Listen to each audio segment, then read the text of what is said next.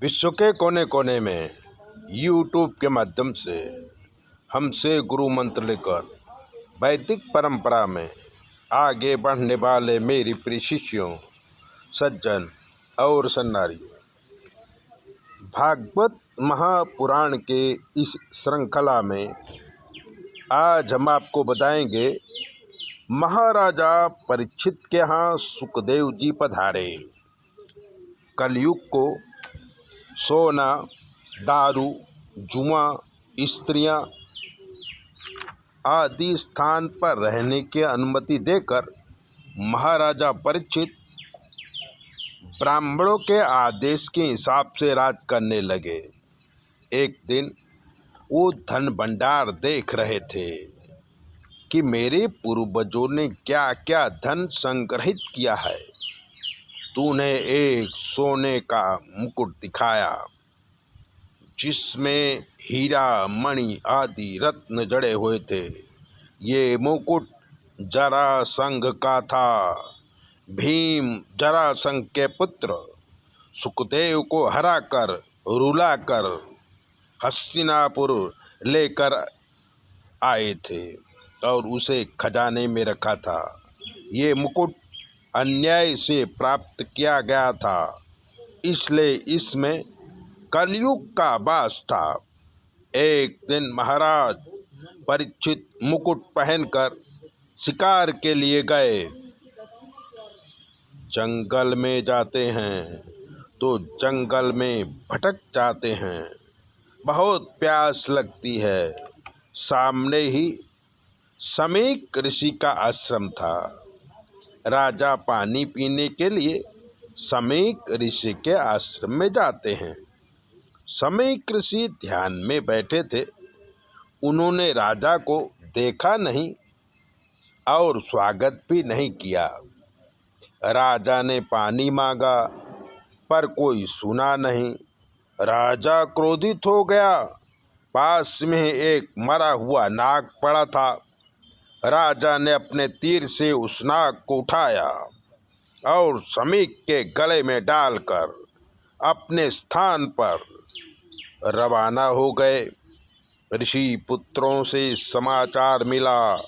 समीक ऋषि के पुत्र सिंगी ऋषि को उन्हें क्रोध आया और उन्होंने हाथ में जल लेकर के राजा को श्राप दिया कि आज से 7वें दिन तक्षक नाग राजा को काटेगा और उसकी मृत्यु होगी। श्राप देने से श्रृंगी ऋषि निस्तेज होकर रोने लगे। समीक ऋषि ने जब सुना तो उन्होंने कहा कि राजा ने छोटा अपराध किया था और आपने बड़ा श्राप दे दिया। आश्रम के शिष्यों को भेजा गया और श्राप के विषय में जानकारी दी गई। श्राप के विषय में जानते ही राजा अन्न जल का त्याग कर गंगा किनारे बैठ गए और कृष्ण भगवान से प्रार्थना करने लगे कि आप मेरी मृत्यु को सुधारिए। कृष्ण भगवान की प्रेरणा से सुखदेव जी को प्रेरणा दिया। सुखदेव जी गंगा के किनारे पधारे। महर्षि ऋषि मुनि सब आए। राजा ने सबका स्वागत किया। सुखदेव जी के हाथ जोड़ करके परीक्षित राजा कहने लगे कि मेरी मृत्यु सुधारिए। सुखदेव जी ने कहा, घबराने की कोई बात नहीं है। अभी तुम्हारे पास 7 दिन है। मैं तुम्हारी मृत्यु अवश्य सुधारूंगा। और सुखदेव जी ऊंचे आसन पर बैठ परीक्षित को श्रीमद् भागवत की कथा सुनाने लगे। भागवत रसपान करने के लिए आकाश मार्ग से देवी देवता अनेक ऋषि मुनि पधारे। राजा परीक्षित ने यथायोग्य स्वागत किया और उनका सम्मान किया। कृष्ण भगवान का स्मरण करते हुए सभी लोग भागवत जी का रसपान करने लगे। मंत्र का प्रचार हुआ। श्री कृष्ण शरणम मम श्री कृष्ण शरणम मम, श्री कृष्ण शरणम मम। ऐसे ही आगे भी मैं भागवत की कथा आपको सुनाने वाला हूँ, इसलिए चैनल को सब्सक्राइबर करो, लाइक करो।